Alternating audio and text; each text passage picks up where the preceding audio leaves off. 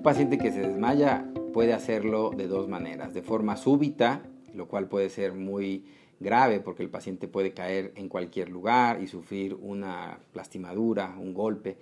incluso un traumatismo craneoencefálico, es decir, un golpe en la cabeza. Y la otra, la más benigna, es cuando el paciente empieza a sentir que se va a desmayar, tiene algunas molestias previas al desmayo que nosotros llamamos pródromos, que generalmente son mareo, visión borrosa, visión oscura, y el paciente alcanza a avisar que se va a desmayar, o si está de pie puede sentarse o incluso acostarse antes de que ocurra el desmayo. Ese es el cuadro clínico que aparece antes del desmayo. Generalmente, junto con el desmayo, algunas personas pueden tener una sudoración intensa